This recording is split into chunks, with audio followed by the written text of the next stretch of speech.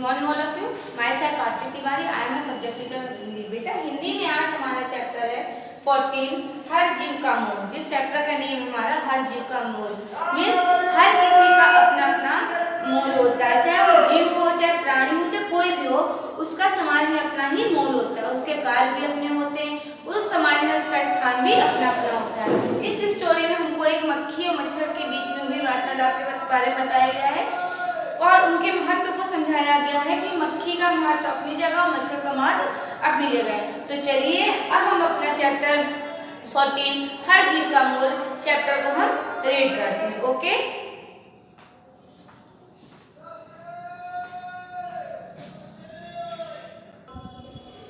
देखिए चैप्टर 14 हमारा हर जीव का मूल। चलिए इस चैप्टर को हम रीड करते। एक राजा था, उन्होंने आज्ञा दी कि संसार में इस बात की खोज की जाए कि कौन से जीव जंतुओं का उपयोग नहीं है। मीन्स एक राजा थे, उन्होंने ये विचार किया और ये अपने प्रजा को आदेश दिया कि इस संसार में पता लगाइए कि कौन से जीव जंतु हैं जिनका उपयोग नहीं है। बहुत खोजबीन करने के बाद उन्हें जानकारी मिली कि संसार में दो जीव जंगली मक्खी और मकड़ी बिल्कुल बेकार है।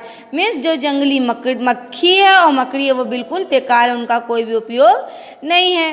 राजा ने सोचा क्यों ना जंगली मक्खियों और मकड़ियों को खत्म कर दिया जाए। राजा ने क्या सोचा कि जिसका उपयोग इस संसार में नहीं है उसको हम खत्म कर दें। कौन कौन, किसको किसको? जंगली मक्खियों और मकड़ियों को। ठीक है। इसी बीच राजा पर एक अन्य शक्तिशाली राजा ने आक्रमण कर दिया। इसी बात को लेकर के जो राजा थे जिन्होंने ये कहा था कि जंगली मक्खियों और मकड़ियों को खत्म कर दिया जाए, उन्हीं पर दूसरे शक्तिशाली राजा ने आक्रमण कर दिया। युद्ध में राजा की हार हुई और जान बचाने के लिए उसे राजपाट छोड़कर जंगल में जाना पड़ा। इसमें इतना युद्ध हुआ कि उस राजा को क्या करना पड़ा, अपना राजपाट, प्रजा, सब राजमहल सब कुछ छोड़ करके क्या करना पड़ा, जंगल में भागना पड़ा। उसी जंगल में जहाँ पे जंगली मक्खियाँ रहा करती थी और मकड़ियाँ रहा करती थी। ठीक, शत्रु के सैनिक उनका पीछा करने लगे। जो सैनिक थे, जो शत्रु था, जो शक्तिशाली राजा था, उनके जो सैनिक थे वो क्या करने लगे, उनका पीछा करने लगे। काफ़ी दौड़ भाग के बाद राजा ने अपनी जान बचाई। बहुत दौड़ भाग करना पड़ा राजा को, क्या करना पड़ा, अपनी जान बचाने के लिए बहुत दौड़ भाग करनी पड़ी। जंगल भी जान के छुपना पड़ा, उसी जंगल में जहाँ पे उन्होंने कहा था कि जहाँ पर जंगली मक्खियों मकड़ियों को कोई उपयोग नहीं है, उन्हें हमें ख़त्म कर देना चाहिए। ठीक, और थक कर एक पेड़ के नीचे सो गए और वहाँ जाकर उसी पेड़ के नीचे सो गए जहाँ पर क्या था, जंगली मक्खियों का छत्ता लगा हुआ था। तभी एक जंगली मक्खी ने उनकी नाक पर डंक मारा, जिससे राजा की नींद खुल गई।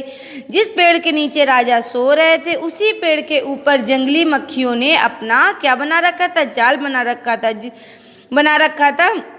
उसी से एक जंगली मक्खी आई और राजा की नाक पर उसने डंक मार दिया, जिससे क्या हुआ, राजा की नींद खुल गई।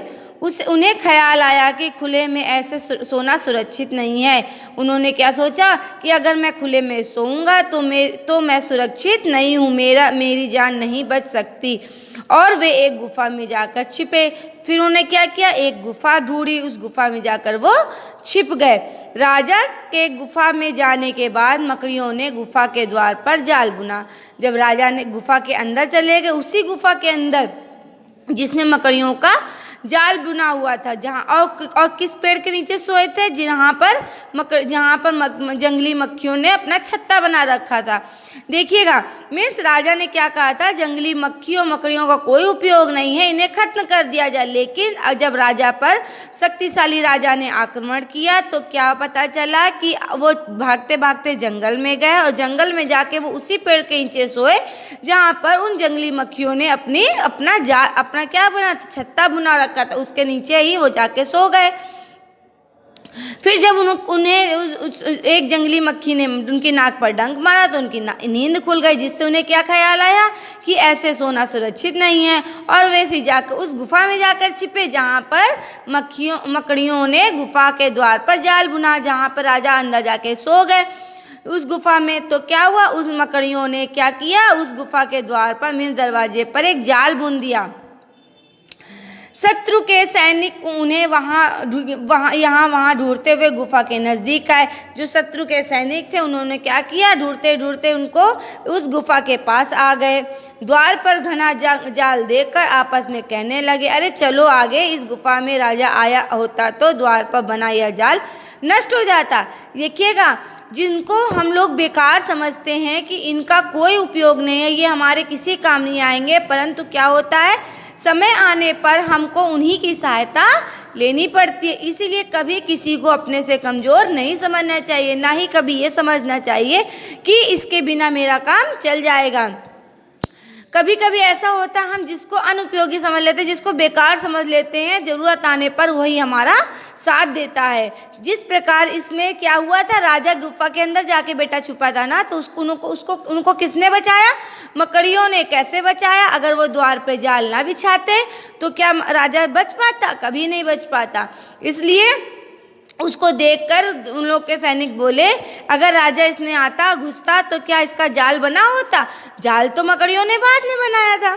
गुफा में छिपा बैठ राजा ये बात सुन रहा था। शत्रु के सैनिक आगे निकल गए। उसी समय राजा की समझ में यह बात आई कि संसार में कोई भी प्राणी या चीज़ बेकार नहीं है। इस संसार में कोई भी वस्तु, कोई भी प्राणी, कोई भी व्यक्ति बेकार नहीं। अगर हमें समझते हैं कि ये चीज़ बेकार है तो ये हमारी मूर्खता होती है। संसार में कोई भी बेकार नहीं होता है। समय आने पर हमें कभी ना कभी किसी न किसी की ज़रूरत पड़ जाती है, और जिसको हम बेकार समझते हैं वो हमारी उस परिस्थिति में, कष्ट की परिस्थिति में हमारा साथ जरूर देता है।